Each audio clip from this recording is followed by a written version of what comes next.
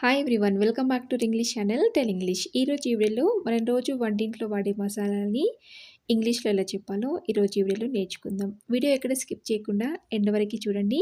అలాగే నచ్చితే తప్పకుండా ఒక లైక్ చేయండి. ఇలాంటి మరెన్నో యూస్ఫుల్ వీడియోస్ చూడాలనుకుంటే ఛానల్ వెంటనే సబ్స్క్రైబ్ చేసుకోండి. ఇప్పుడు యాలకుని ఇంగ్లీష్లో మనం కార్డమామ్ అని అనాలి. అలాగే ధనియాలని కొరియాండర్ సీడ్స్ అంటే ధనియాలు. అలాగే మెంతులు ఫెనుగ్రీక్ సీడ్స్ అంటే మెంతులు. అలాగే లవంగాల్ని ఇంగ్లీష్లో క్లోవ్స్ అని అంటారు. అలాగే దాల్చిన చెక్క సిన్నమాన్ అంటే దాల్చిన చెక్క. అలాగే గసగసాల ఇంగ్లీష్లో పాపీ సీడ్స్ అని అంటారు. అలాగే జీలకర్ర ఇంగ్లీష్లో క్యూమిన్ సీడ్స్.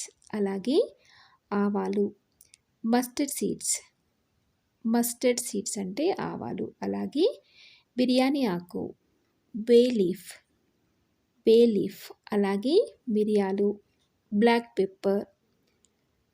పెప్పర్ అంటే మిరియాలు. అలాగే వాము లేదా ఓమా అని కూడా అంటారు కదా, దాని ఇంగ్లీష్లో అజ్వైన్.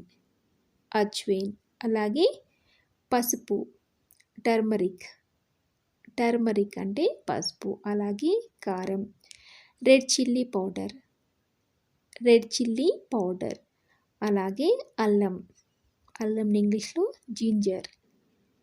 జింజర్ అంటారు. అలాగే వెల్లుల్లి గార్లిక్ అంటే వెల్లుల్లి. అలాగే ఇంగువ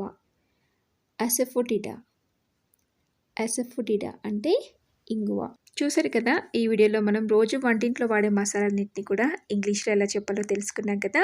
మీరు కూడా ఇలా ప్రాక్టీస్ చేయండి. అలాగే అవసరాన్ని బట్టి ఈ మసాలాన్ని కూడా ఇంగ్లీష్లో ఎలా చెప్పాలో ట్రై చేయండి.